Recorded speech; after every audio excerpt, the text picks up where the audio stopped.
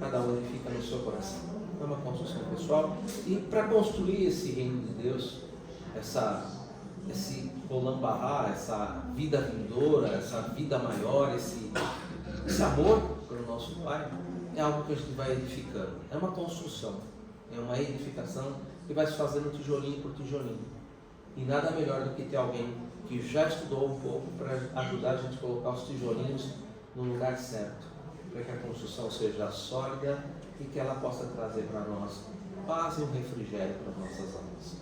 Então vamos agradecer a espiritualidade amiga, que muito antes de estarmos aqui presentes, preparou esse ambiente para que a gente pudesse encontrar aqui um ambiente de paz, um ambiente de equilíbrio, um ambiente onde a gente vai poder deixar as nossas vicissitudes do dia a dia um pouquinho do lado de fora, trazendo com uma linguagem mais simples, né? Os nossos afazeres, os nossos probleminhas, as coisas que fazem parte do nosso cotidiano, vamos procurar deixá-las um pouquinho do lado de fora, para que a gente possa aproveitar os próximos 50 minutos e possa receber essas boas vibrações, essas boas energias, nesse local tão carinhosamente preparado para nos receber. Que a gente possa abrir um pouco mais a nossa consciência para receber boas inspirações, boas intuições, seja de Deus, seja de Jesus, seja do nosso anjo da guarda. Muitos dos nossos estudos e muitas das nossas crenças falam sobre esse anjo guardião colocado por Deus ao lado de cada um de nós.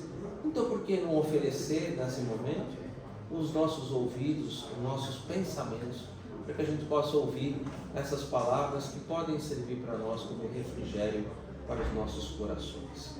Agradecidos então a toda a espiritualidade amiga, vamos iniciar os nossos trabalhos da tarde de hoje numa prece que o próprio Mestre Jesus nos ensinou. Pai nosso que estais nos céus, santificado seja o vosso nome, venha a nós o vosso reino, seja feita a vossa vontade, assim na terra como nos céus. O pão nosso de cada dia nos dai hoje. Perdoe as nossas dívidas, assim como nós perdoamos os nossos devedores. E não nos introduzas na tentação, mas livra-nos, Senhor, de todo mal, que assim seja, graças a Deus, graças ao Mestre Jesus. Que os bons espíritos possam inspirar você, Adriano, para que a gente tenha uma boa palestra. Obrigado pela atenção, gente. Uma boa palestra para todos nós. Muito obrigado. Obrigado, Eduardo. Boa tarde a todos. Hoje, então, nós vamos tratar de mais um capítulo do Evangelho segundo o Espiritismo. Quem já teve a oportunidade, em algum momento, de me ouvir falar, vai ver que eu sempre vou repetir a mesma coisa quando eu começo falando sobre o Evangelho. A importância de entendermos que o Evangelho, ele é um código de conduta moral. O Evangelho, ele norteia a cada um de nós o ideal de como nós devemos agir no dia a dia, para que a gente possa, a cada dia mais, nos aproximar daquilo que é a missão comum de todos nós, que é o fim para o qual todos nós estamos aqui, que é o se aperfeiçoar moralmente, para que a gente possa se elevar espiritualmente. Então não há como começar falando de qualquer capítulo do Evangelho sem fazer essa pequena lembrança. Tendo isso em mente, a gente vai procurar sempre entender o que está sendo trazido, ou pelo menos nos auxiliar no próprio estudo pessoal de cada capítulo, o que a gente consegue aplicar na nossa vida prática. E hoje a gente vai falar de um dos temas mais importantes. A gente pode pensar, não que tenha um mais importante do que o outro, mas esse é um que permeia a vida de cada um de nós, que é amor. Todos nós passamos a existência toda, passamos as outras existências sempre procurando o que é o verdadeiro amor, entender o amor. A gente fica atrás do amor e por aí vai. E muitas vezes a gente se esquece que Jesus, quando esteve aqui entre nós, ele não deixou nada escrito, mas ele exemplificou, ele vivenciou tudo aquilo que ele ensinou. E o maior ensinamento, a maior lição que ele veio trazer para todos nós é exatamente o amor. O capítulo 11 do Evangelho segundo o Espiritismo é esse: amar o próximo como a si mesmo. Então a proposta aqui é a gente explicar de forma didática, porque é o costume que eu tenho, toda palestra que eu vou fazer relacionado ao Evangelho, ou mesmo relacionado aos demais temas. Isso talvez um pouco de vício pelos tempos de cursos. é trazer de uma forma didática, de uma forma ilustrativa, para que a gente tente entrar dentro da nossa própria experiência. E cada um aqui, eu tenho certeza, conhece as muitas formas do amor ao longo da vida. E será que a gente sempre pegou a verdadeira lição de cada ponto que nos foi trazido? Aqui eu trago para vocês como está disposto esse tema no Evangelho segundo o Espiritismo.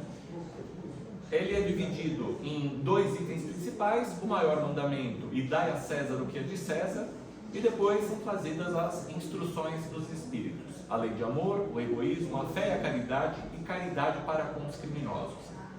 Para aqueles que não estão habituados com o Evangelho, o que são as instruções dos Espíritos? Nada mais são do que mensagens que foram compiladas por Kardec no momento da constituição da codificação, de espíritos que narravam algo e fazem uma combinação perfeita que aquele capítulo traz. Então, nas instruções dos espíritos, nós vamos ter uma reunião de algumas dessas comunicações. E a proposta aqui é a gente discorrer sobre cada um desses temas. Antes disso, eu trago aqui para vocês umas citações sobre amor. Essas citações todas estão nessa obra, O Espiritismo de A a Z, que é uma compilação, uma obra da FEB, da Federação Espírita Brasileira, que ela é dividida por temas, por itens. E dentro do item amor, ela traz algumas citações. Eu trago para vocês as seguintes: o amor é a melhor das religiões e é a única que pode conduzir à felicidade celeste. Trago também verdadeiro princípio do cristianismo: o amor, sentimento que fecunda a alma, que a reergue de todo o abatimento, franqueia os umbrais das potências afetivas que ela encerra, sentimento de que ainda pode surgir a renovação, a regeneração da humanidade. Essa citação é de Leon Denis, essa obra muito importante, Cristianismo e Espiritismo. Trago ainda, nas bases de todo o programa educativo, o amor é a pedra angular, favorecendo o entusiasmo e a dedicação, a especialização e o interesse, o devotamento e a continuidade, a disciplina e a renovação. Aqui já é como a gente deveria expor o ensinamento do amor já para as crianças desde pequeno. Isso aqui é trazido dentro dessa obra da FEB, Evangelização Espírita da Infância e da Juventude, na opinião dos Espíritos, um grande direcionamento para todo aquele que deseja, de alguma forma, trabalhar com a evangelização infantil. E trago também: amor é o princípio que emana de Deus, a causa da vida, inspira a gratidão e o reconhecimento ao Criador, espraiando-se por todas as coisas pela criação inteira sob múltiplas formas. Amar ao próximo é uma consequência do amor a Deus. Toda doutrina ensinada pelo Cristo resume-se no amor, a lei divina que abrange todas as outras. Isso é trazido nessa obra de Giovanni Borges de Souza, Tempos de Transição. Por isso a gente vai passar então a estudar os itens do Evangelho, começando pelo maior mandamento. O objetivo deste item é fazer com que a gente consiga identificar qual é o maior mandamento da lei de Deus. O que vem esclarecer o que significa o amor e o que é essa expressão amar o próximo como a si mesmo. E mais, ao que isso vai conduzir. Como o Eduardo bem trouxe para nós, então nós temos uma passagem que foi trazida desde a época de Moisés, mas no Evangelho de Mateus, capítulo 22, versículos 34 a 40, é trazida essa passagem. Mas os fariseus, ao verem que Jesus tinha feito calar a boca dos saduceus, reuniram-se, e um deles, que era doutor da lei, veio fazer essa pergunta para tentá-lo: Mestre, qual é o grande mandamento da lei? Jesus lhe respondeu: amarás ao Senhor teu Deus de todo o teu coração, de toda a tua alma e de todo o teu entendimento. Este é o primeiro e maior mandamento. E o segundo, semelhante a este: amarás a teu próximo como a ti mesmo. Toda a lei e os profetas estão contidos nesses 2 mandamentos. Então isso está no capítulo 11 do Evangelho segundo o Espiritismo, e essa passagem ela é repetida no Evangelho lá na frente no capítulo 15. No fora da caridade não há salvação. E aí eu friso para vocês esse trecho. Vale a pena a gente mais uma vez trazer. Respondeu-lhe Jesus: amarás ao Senhor teu Deus de todo o teu coração, de toda a tua alma e de todo o teu entendimento. Este é o primeiro e maior mandamento. E o segundo, semelhante a este, é: amarás ao teu próximo como a ti mesmo. E aí de pronto a gente vai trazer, né, a dúvida, mas o que vem a ser cada uma dessas partes? O que vem a ser amar de toda a tua alma, de todo o teu coração, de todo o teu entendimento?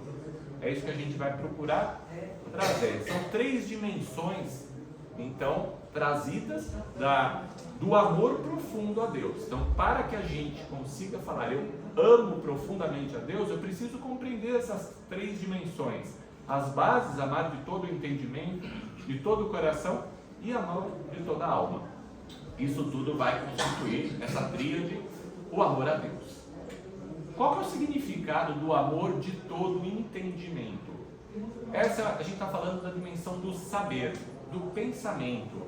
Então a gente precisa, né, no nosso pensamento, buscar o quê? Compreender pelo nosso raciocínio, pela nossa reflexão, a presença amorosa de Deus em nossas vidas todos os dias. Então é procurar olhar para a sua vida, para tudo que acontece na sua vida, desde o momento em que você acorda, que os seus órgãos eles funcionam conjuntamente, te permitindo ter mais um dia, é entender que isso faz parte da presença amorosa de Deus em nossas vidas.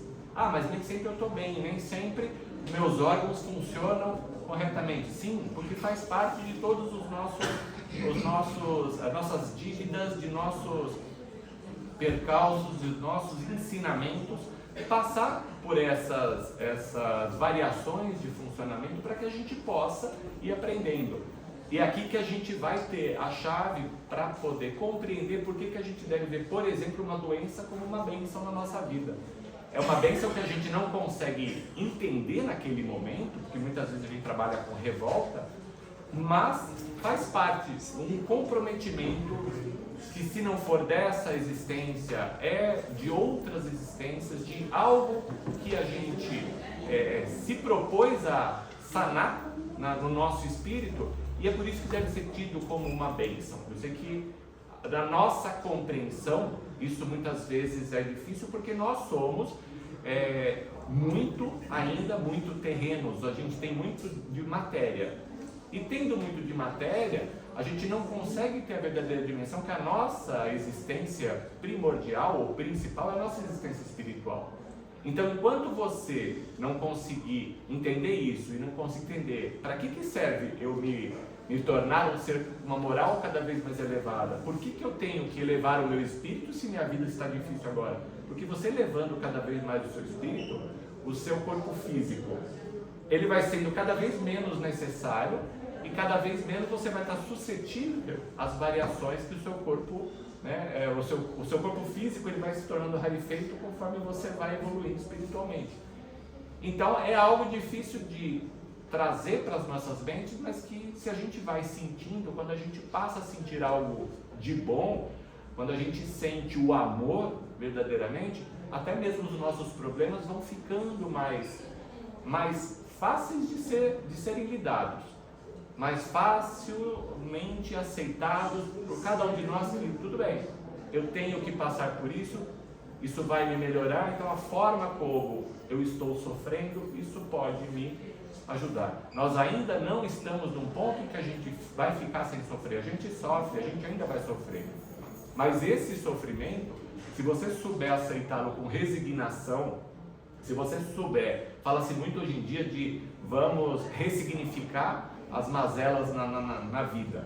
É por conta disso. Se você consegue pegar aquilo que você tem e olhar, né, o copo, em vez de olhar meio vazio, olhar o copo meio cheio, isso já é um princípio para que a gente se signifique muita coisa nas nossas vidas.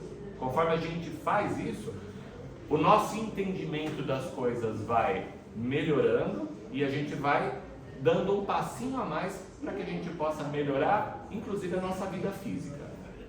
Esse significado de amor de todo entendimento. Qual o significado de amor de todo o coração? Aqui, se antes a gente estava falando do pensamento, do saber, então tudo bem, eu sei que eu devo sentir, agora eu devo sentir. Então, o amor de todo o coração, a gente já passa para a dimensão do sentir, dos sentimentos nobres, do espírito imortal. Quem é o espírito imortal? Cada um de nós aqui, nós somos espíritos imortais. Nós somos espíritos imortais que já tivemos diversas existências, que vamos ter ainda várias outras. E nesse processo de aperfeiçoamento, nessa trajetória imortal, quanto mais a gente vai aprendendo as coisas, o que a gente aprende verdadeiramente vai nos acompanhar. E é isso que nos faz evoluir. Então, não basta você saber que você tem que sentir. Você tem que sentir. Você tem que começar a vivenciar esses sentimentos. Mas espera aí, eu não consigo vivenciar se eu não senti-los. Primeiro eu preciso saber, depois eu preciso sentir. E aí, a gente faz como? A gente vai desenvolvendo as virtudes. A gente vai sentindo a cada dia mais a presença amorosa de Deus em nossas vidas. Então temos que saber da presença amorosa de Deus, temos que sentir a presença amorosa para que a gente chegue no significado do amor de toda a alma. Aí estamos falando no vivenciar. Então é essa tríade, é saber, é sentir e vivenciar. É vivenciar o quê? A vontade de nos aproximarmos de Deus, na qual buscamos disciplinar pensamentos e sentimentos de modo a vivenciarmos a presença amorosa de Deus em nossas vidas. A partir do momento que eu começo falando, o Evangelho é um código de conduta moral. Às vezes fala assim, eu já sei, já li sobre isso. Mas você já consegue sentir isso na sua trajetória de vida? Eu preciso tentar colocar isso em prática, eu preciso vivenciar o que está aqui. Então a gente precisa fazer todo esse processo para que a gente não postergue, porque a gente faz isso. Nós temos também um livre-arbítrio. Você também não é obrigado. Ninguém vai fazer você modificar se você não quiser se modificar. É o que a gente fala de reforma íntima. Ninguém vai fazer, as coisas melhorarem no seu entorno se você não falar, eu quero, eu preciso, eu quero ser uma pessoa diferente, eu quero colocar em prática. Ah, mas eu estou tentando e não estou conseguindo. Faz parte da nossa trajetória, as coisas não são fáceis, as coisas não são para ontem e nós somos imediatistas. É aquele, Deus, dai-me isso, mas tem que ser agora. Dai-me paciência, mas tem que ser agora. Nós funcionamos dessa forma, então a gente tem que trabalhar isso. Saber, sentir, vivenciar. E é importante a gente refletir o seguinte, a gente está falando amar a Deus de todo entendimento, amar a Deus de todo o coração, amar a Deus de toda a alma. Deus é o absoluto, Ele precisa do nosso amor? Evidente que não, Ele não precisa do nosso amor. Nós precisamos desse amor, porque Deus é absoluto, todos nós somos criaturas relativas. O amor absoluto não precisa do amor relativo. Se o absoluto não precisa do amor relativo, por que Jesus diz que o maior exercício para todos nós é amar a Deus? Qual o significado maior desse amor? Significa exatamente amar as leis divinas, presentes em nossa consciência, de todo entendimento, de todo coração e de toda a nossa alma. Porque o segundo grande exercício que Jesus ensina é amar ao próximo como a nós mesmos, dizendo que é semelhante a amar a Deus. Por que ele igualou esses dois exercícios? O que acontece com a gente quando a gente ama as leis divinas? Ora, para que a gente reflita, é possível amá-las sem nos amar? Como que a gente vai falar de amor? Como que a gente vai amar o próximo se a gente ainda não aprendeu a se amar? Aí está a maior dificuldade. Ao exercitarmos o amor às leis divinas, nós vamos fazendo o que? Nós vamos nos unindo, unificando com Deus em um grande ato de auto-amor, porque as leis de Deus existem para nos fazer plenamente felizes. Esse é o processo que todos nós temos em nossas trajetórias, a felicidade. Todos nós temos em nosso caminho a perfeição. Estou dizendo dentro daquela linha, desde que nós fomos criados enquanto espíritos simples e ignorantes, nós vamos traçando esse caminho de se aperfeiçoar para chegar um dia à perfeição. Lembrando, nós nunca seremos absolutamente perfeitos, porque absolutamente perfeito apenas Deus, apenas o Criador. Nós somos e seremos sempre criaturas, mas podemos cada vez mais nos aproximar. E para que a gente faça isso, não tem como fazer esse processo sem você saber, sentir e vivenciar, sobretudo, a lei do amor. Por isso que o segundo exercício é semelhante ao primeiro. Não é possível amar a Deus nessas 3 dimensões sem esse movimento de primeiro eu tenho que me amar, sem esse movimento do auto-amor, que tem como reflexo o amor ao próximo, que são as criaturas criadas por Deus. E aí a lembrança é sempre Jesus. Jesus é e sempre foi o nosso maior modelo. É o modelo que todos nós devemos seguir.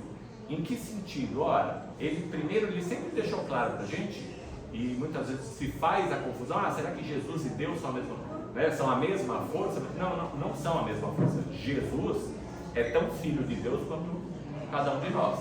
Aí o que eu sempre digo, a diferença é que Jesus traçou essa trajetória, foi criado enquanto espírito simples e ignorante, milênios antes da gente ser criado. Mas tudo aquilo que ele percorreu, nós também percorremos. Não estou dizendo também com isso que todos nós, então, seremos um dia crucificados, todos nós seremos... Não é nada disso. Na verdade, Jesus passou por todo esse processo, não num processo de reencarnação, mas sim num processo de encarnação para poder nos ensinar. Se uma pessoa diz que ama a Deus, mas não se ama e diz ama o próximo, está sendo incongruente, pois o que diz constitui uma falsidade, já que um exercício está intimamente ligado ao outro. Aqui a gente entra para a gente poder entender, então, o que é esse próximo? Tem uma passagem na revista Reformador de abril de 1954, intitulada O Próximo. O próximo, em cada minuto, é aquele coração que se acha mais próximo do nosso, por divina sugestão de amor no caminho da vida. No lar, o próximo é a esposa e o esposo, os pais e os filhos, os parentes e os hóspedes. No templo do trabalho comum, é o chefe e o subordinado, o cooperador e o companheiro. Na via pública, é o irmão ou o amigo anônimo que partilham conosco a mesma estrada e o mesmo clima. Na esfera social, é a criança doente, o desesperado e o triste, as afeições e os laços da solidariedade comum. Na luta contundente do esforço humano, o próximo quem é? É o adversário e o colaborador, o inimigo declarado ou oculto, ou ainda o associado de ideais que simbolizam nossos instrutores. Em toda parte encontrarás o próximo, buscando-te a capacidade de entender e de ajudar. Auxilia com aquilo que possuas de melhor. Os santos e os heróis ainda não residem na terra. Somos espíritos humanos mistos de luz e sombra, amor e egoísmo, inteligência e ignorância. Cada homem na fase evolutiva em que nos encontramos traz uma coroa incompleta de rei e uma espada de tirano. Se chamas o fidalgo, encontrarás um servidor. Se procuras o guerreiro, terás um inimigo feroz pela frente. Por isso mesmo, pulou. Quem é o próximo? O próximo slide não era aquele. Vamos lá.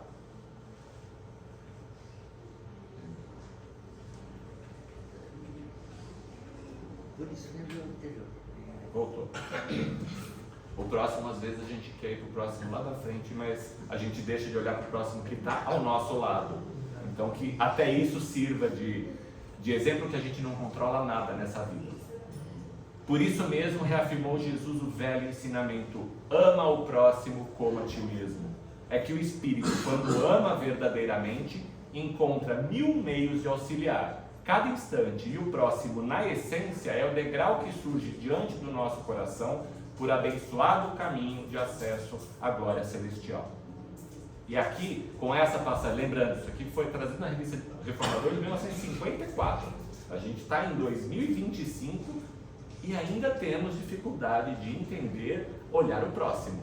A gente ainda quer selecionar qual o próximo que eu vou amar. Esse aqui não é tão próximo assim, então a gente tem que mudar essa, né? Utilizando, né, os conceitos de hoje em dia, a gente tem que mudar o mindset, aquilo que a gente recebe da vida é exatamente aquilo que a gente necessita. Então, o trabalho que você está, as pessoas com as quais você se relaciona, muitas vezes te fazem pensar, nossa, será que essa é a minha vida? Essa vida parece que não é minha. Não, é a sua vida. Não quer dizer que você tem que ficar preso nessa vida, porque você pode tirar os ensinamentos, porque tudo aquilo que acontece nas nossas trajetórias é ensinamento. E mais uma vez, muito disso deve ser tido como bênção e a gente não vê, porque muitas vezes aquele próximo, entre aspas, que te faz mal é o que mais te faz crescer. Se você souber compreender, souber olhar que, por vezes, aquilo que aconteceu não é porque o outro fez aquilo, mas algo em você instigou aquilo. Que sirva isso para relacionamentos. Muitas vezes a gente questiona, nossa, por que não dá certo? Eu só me encontro com pessoas XY desse tipo. Será que não é você que está dando para o universo aquela energia, está recebendo sempre a mesma resposta? Como que eu modifico o que não está legal na minha vida? Primeira coisa, nós precisamos querer. A gente precisa ter fé de que eu, sendo uma boa pessoa, eu vibrando positivamente, eu procurando elevar o meu espírito, eu começo a atrair mais para perto de mim pessoas mais em sintonia com a minha energia, eu começo a atrair situações mais elevadas, e aí que a gente vai trabalhando.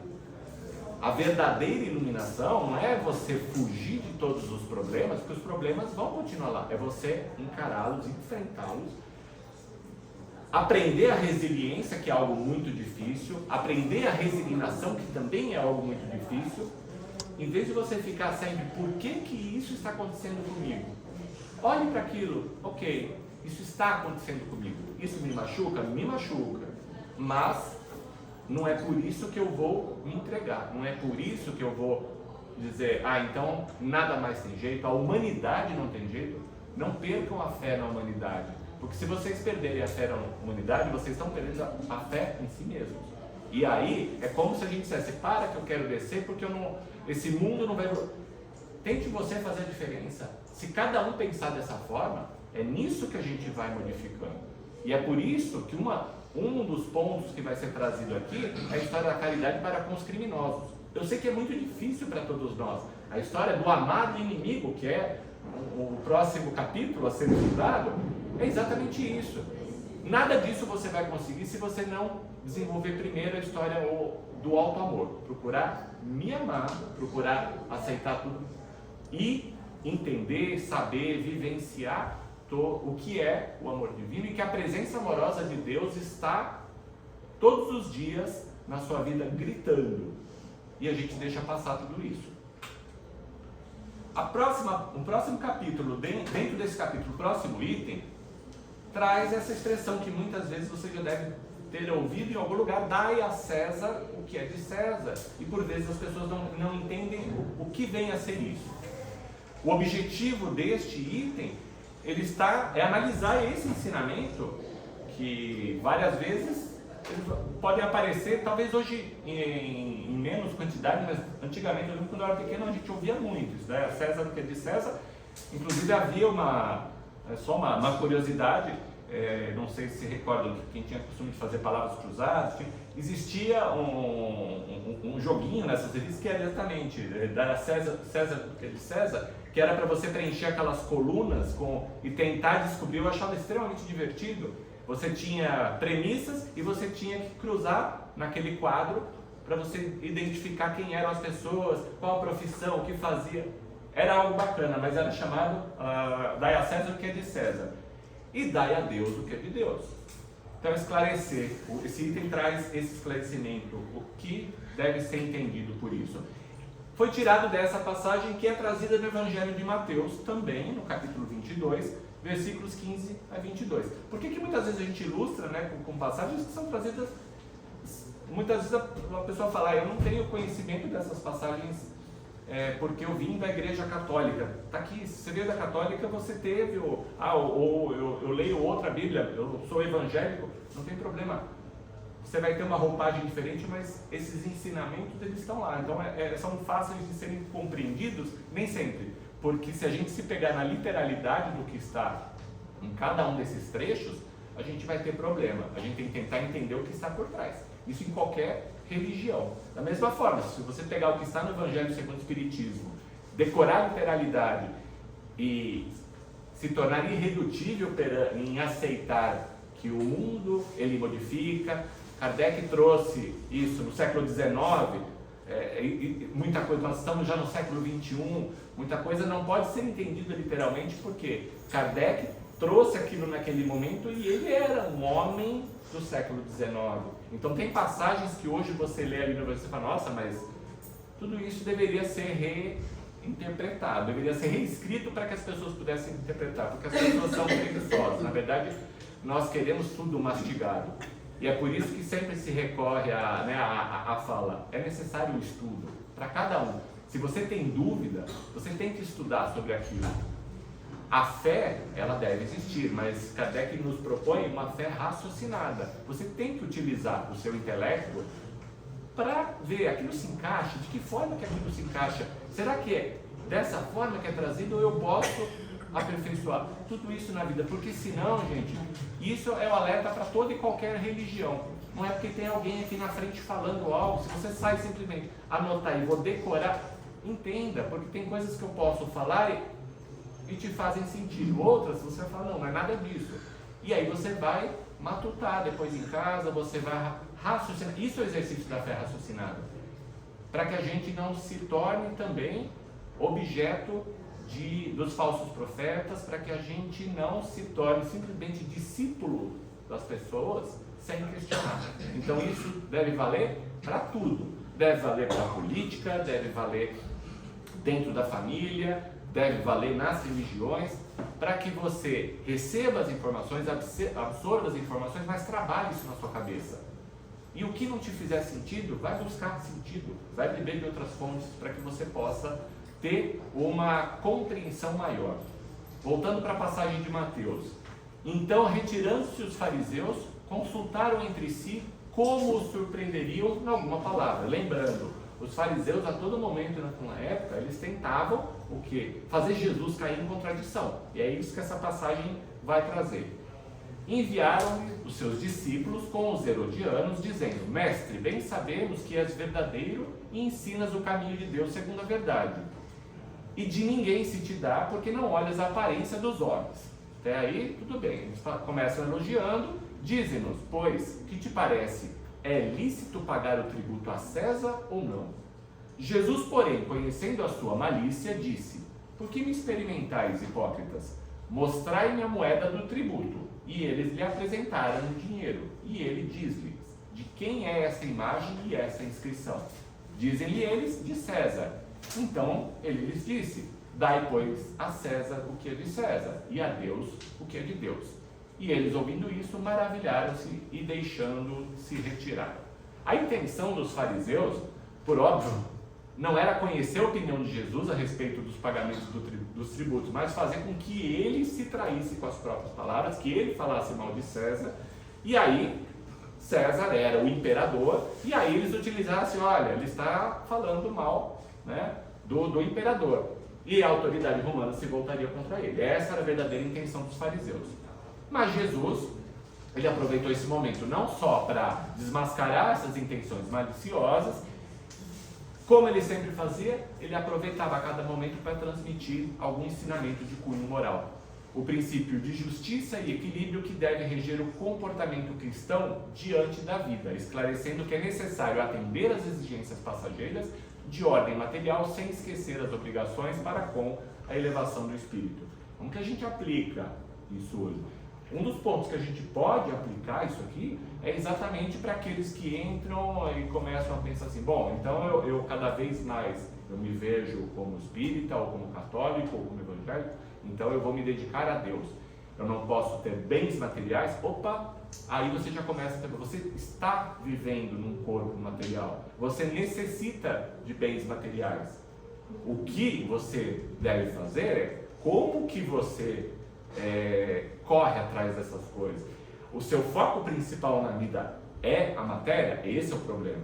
Então, o que você está fazendo é simplesmente para juntar riquezas, ou você mesmo trabalhando para ter as coisas, você procura olhar para o próximo, você procura ter caridade de alguma forma, ajudar os outros menos desprovidos a conseguir algo, e por aí vai. Isso é, dai a César o que é de César e dai a Deus o que é de Deus. Significa, o homem deve atender às obrigações decorrentes da vida material, respeitando as leis vigentes e honrando os compromissos assumidos, porém sem descuidar de cumprir a lei de Deus, através do cultivo dos valores espirituais que o conduzem à perfeição. Coloca-se em prática esse ensinamento de que forma? Cumprindo todos os deveres contraídos para com a família, a autoridade, as instituições, a sociedade, observando sempre o princípio de fraternidade, segundo o qual devemos proceder para com os outros como queremos que os outros procedam para conosco. Ainda observando os preceitos divinos de amor e caridade que nos levam à reforma íntima e nos conduzem ao aprimoramento espiritual. Entendam, se a gente está tratando do amar o próximo como nós, não tem como nós tratarmos tudo isso sem fazer essa digressão, sem fazer trazer essa linha, porque a gente vai desenhando de uma forma que fique mais fácil de digerir. E a gente chega aqui no ponto maior aqui deste capítulo, que é a lei de amor. Isso já dentro das instruções dos Espíritos. Os objetivos dessa instrução dos Espíritos que está trazida ali é exatamente esclarecer em que consiste o nosso aprendizado na Terra, alertando-nos quanto à necessidade de vencermos em nós os instintos em proveito dos sentimentos. Destacar os efeitos da lei de amor no coração humano, enfatizando a necessidade que cada um tem de fazer germinar dentro de si essa centelha divina. E enumerar as qualidades que caracterizam e distinguem aquele que ama, no sentido profundo do termo, enfatizar por que é necessário que a gente se eleve acima da matéria.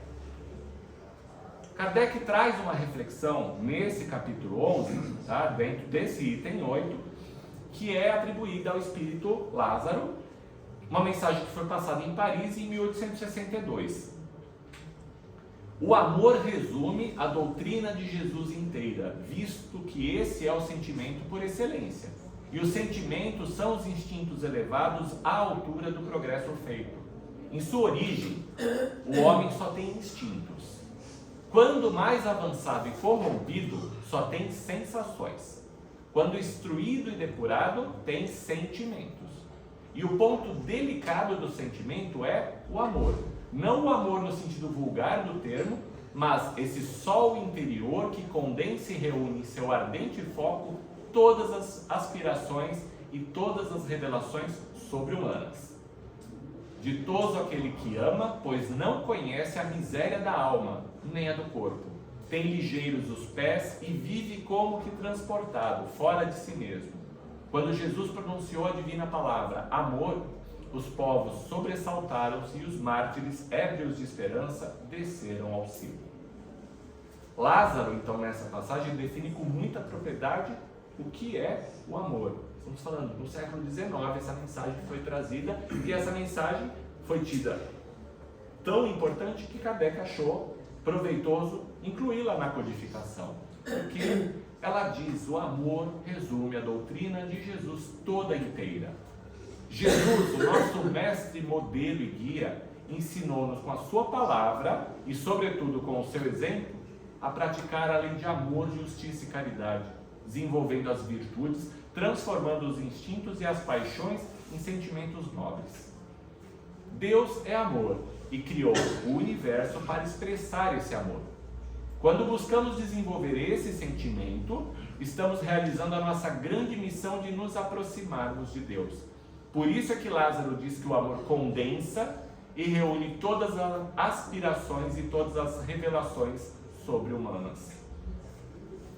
Os cristãos dos primórdios, se a gente pegar como exemplo, eles se entregaram ao holocausto por amor a Deus e a Jesus, mesmo sem conhecê-lo pessoalmente.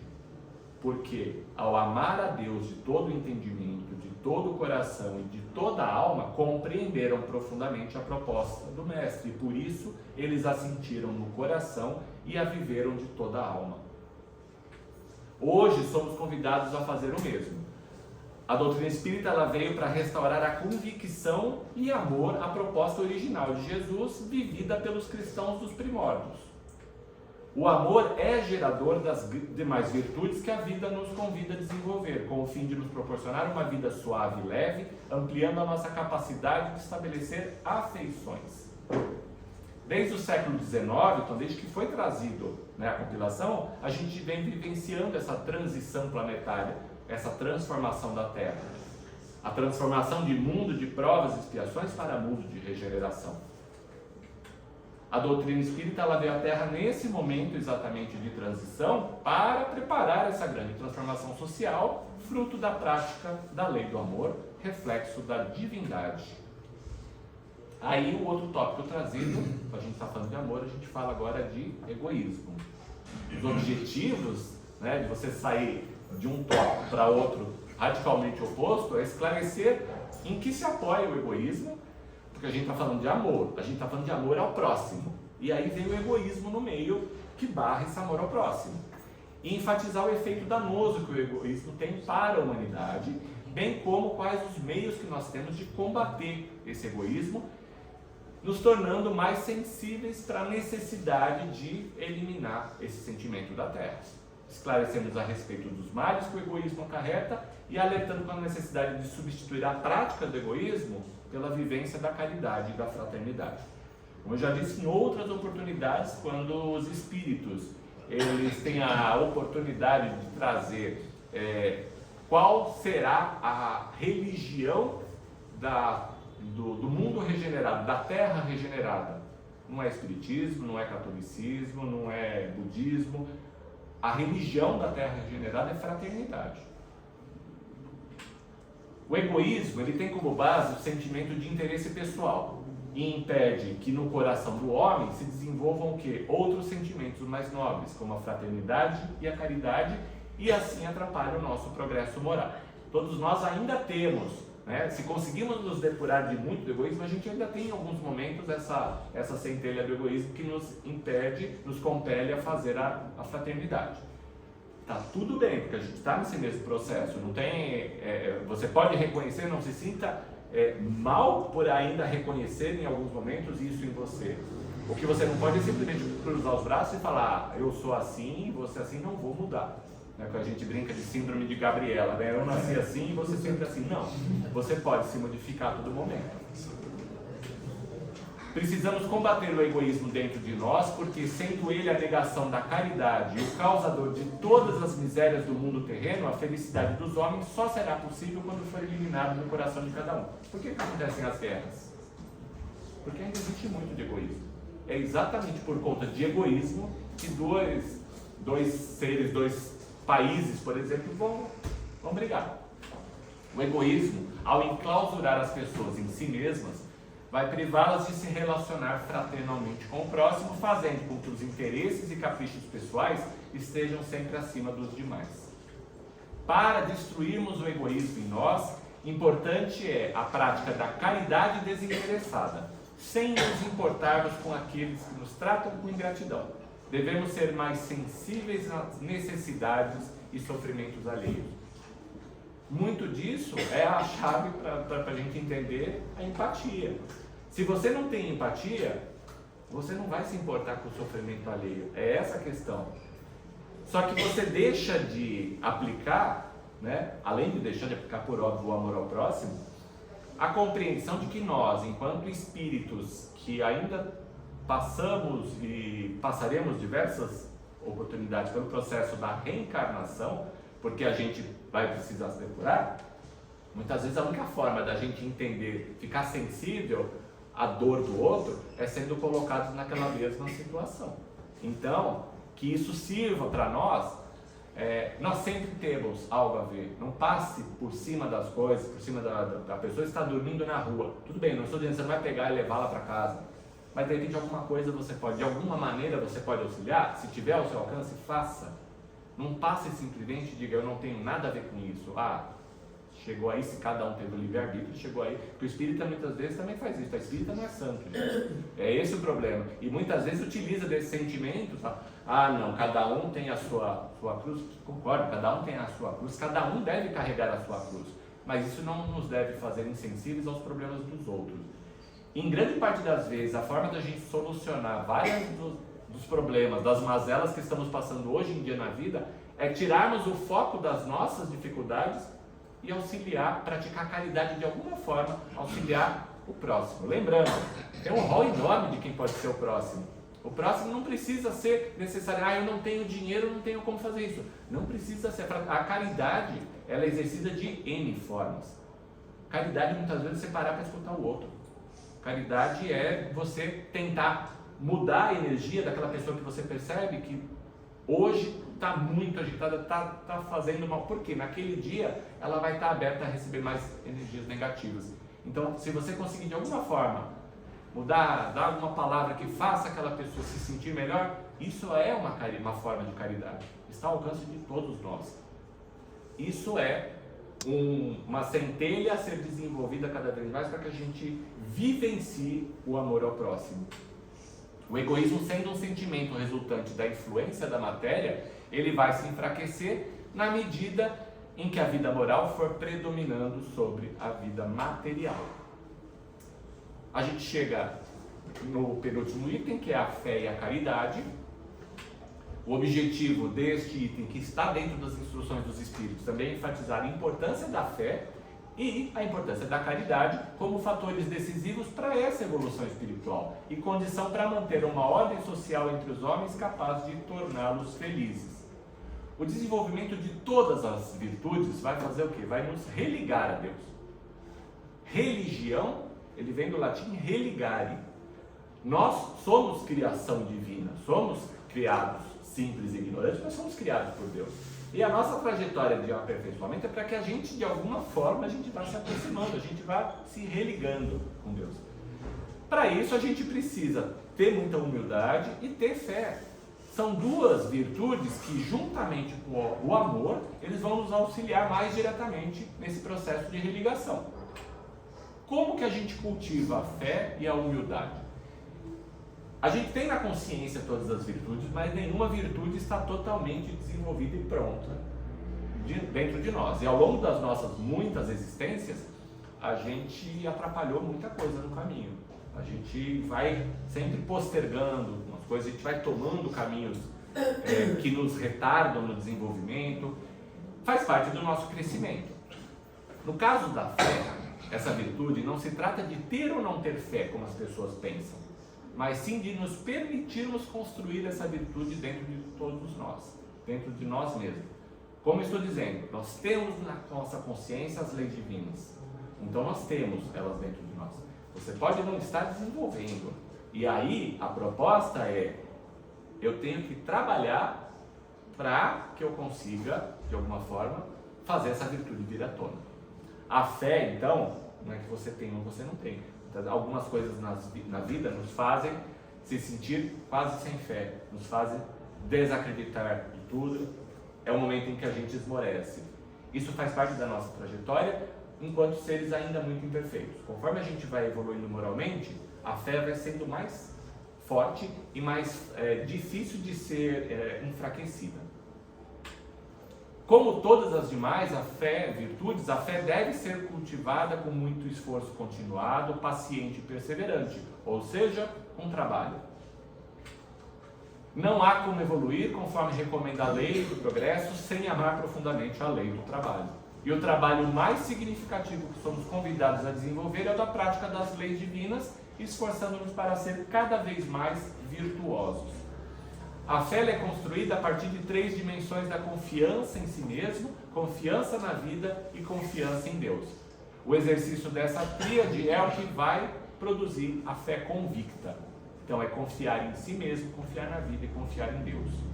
Para desenvolvermos essa fé convicta, a gente passa pela busca da confiança em nós mesmos, no exercício de fidelidade consciencial. A convicção é resultante da confiança no fato de sermos aprendizes da vida, de sermos filhos de Deus criados simples e ignorantes, mas com todo o potencial para o desenvolvimento, que pouco a pouco ele ocorre a partir do momento em que a gente se submete à missão que a gente traz assinada em nossa consciência. É a questão 115 do Livro dos Espíritos. Todos nós nascemos simples e ignorantes, mas todos nós somos perfectíveis, todos nós vamos nos aperfeiçoando. Quando sintonizados com a missão de conhecermos a verdade para nos aproximarmos de Deus, a gente assume a primeira dimensão do exercício da fé, confiar em si mesmo, pois desenvolvemos a plena confiança em nós, com a certeza de que evoluiremos gradualmente, superando todas as nossas limitações ao longo do tempo. A partir da autoconfiança, a gente sintoniza com as leis divinas para que a gente possa conquistar a pura e eterna felicidade. Esse processo é determinado por Deus, não havendo nos desígnios onipotentes do Criador espírito algum que fique eternamente insubmisso à missão de se aproximar dele.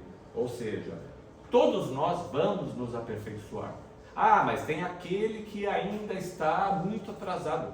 Sem dúvida, é a trajetória dele. Mas ainda assim, aquele ser, ele também passará pelo processo, ele também continuará.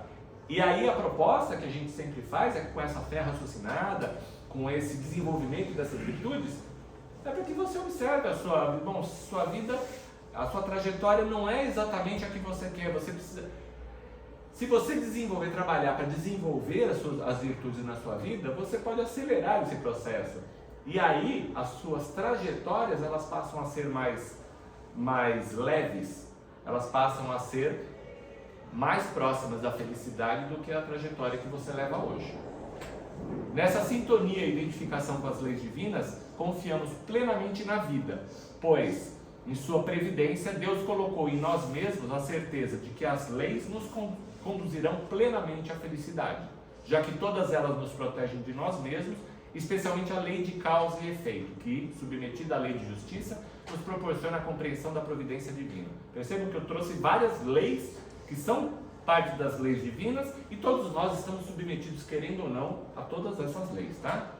Se aceitarmos submissos esse grande presente, vamos nos encher de confiança em nós mesmos, de confiança na vida e de confiança em Deus, que nos criou para a felicidade, cultivando a fé convicta que nada abala, pois passa pelo saber, pelo sentir e pelo vivenciar da verdade. É o amar a Deus de todo entendimento, de todo coração, de toda alma. Somos convidados a desenvolver as virtudes que tecerão o tecido luminoso da fé em nossos corações, pelo desenvolvimento do raciocínio, da reflexão e do sentimento. Por exemplo, confiança, lucidez, sinceridade, verdade, calma, paciência e esperança. Devemos sempre cultivar a caridade e a humildade, pois a caridade nos ensina o quê? O esquecimento de nós mesmos em favor do nosso próximo. E a humildade, ela nos liberta das vaidades humanas, aproximando-nos de todos na condição de irmãos. Pela prática da caridade, a gente consegue combater o egoísmo. Pelo exercício da liberdade, a gente se liberta do orgulho. Como bem lembra Teresa de Calcutá, Deus não espera de nós atos grandiosos, mas sim que façamos ao menos os pequenos com amor. A caridade é a alma do Espiritismo. Ela resume todos os deveres do homem para consigo mesmo e para com os seus semelhantes. Razão porque se pode dizer que não há verdadeiro espírita sem caridade. Segundo Joana de Ângeles, caridade é a virtude por excelência, constitui a mais alta expressão do sentimento humano, sobre cuja base as construções elevadas do espírito encontram firmeza para desdobrarem atividades enobrecidas em prol de todas as criaturas. A questão 886 do Livro dos Espíritos foi formulada da seguinte forma: qual o verdadeiro sentido da palavra caridade como entendia Jesus? A resposta dos Espíritos: benevolência para com todos, indulgência para as imperfeições alheias, perdão das ofensas. Jesus Cristo não somente entendia assim a caridade, mas muito mais, era ele a própria caridade na manifestação do Pai na Terra. E aí a gente chega no último tópico no último item, né, das instruções dos Espíritos desse capítulo: caridade para com os criminosos.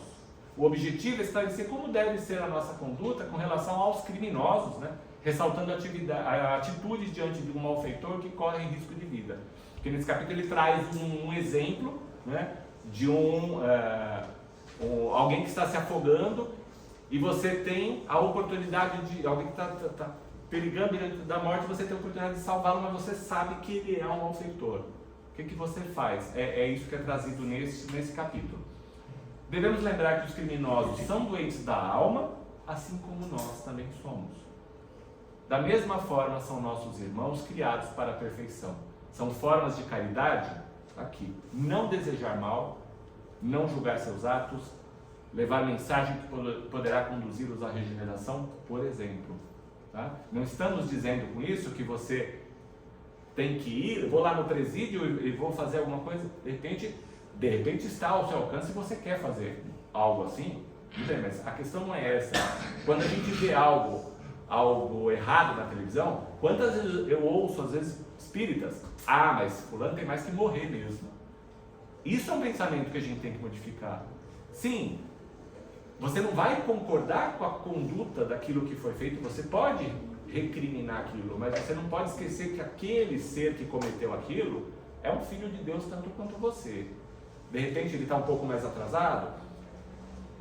Eu vou trabalhar o quê? Eu vou trabalhar o meu não sentir ódio, eu não sentir raiva, eu tentar colocá-lo nas minhas orações, lembrar que algumas pessoas merecem o seu amor, as demais precisam dele.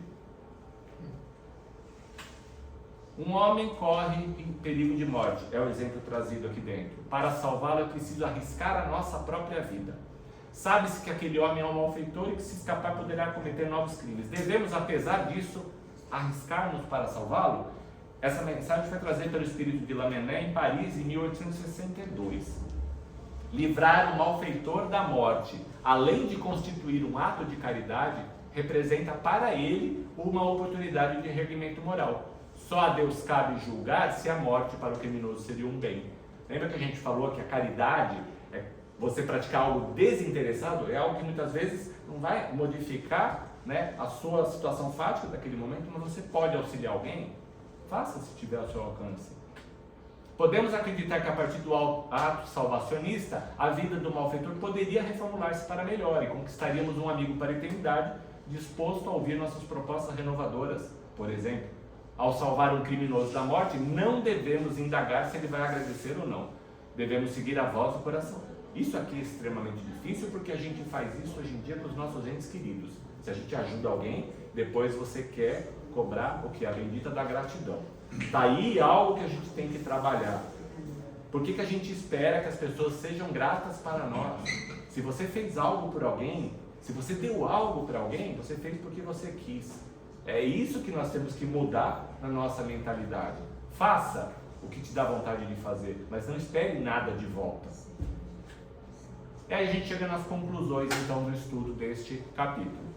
A partir do momento em que entendemos o que é verdadeiramente amar a Deus, de todo o entendimento, de todo o coração e de toda a alma, sentimos o que é o amor. E aí somos convidados à conexão com a missão do Espírito imortal. A missão do Espírito imortal qual é? Cumprir o propósito existencial de se aproximar de Deus pelo conhecimento da verdade e com isso alcançar a pura e eterna felicidade.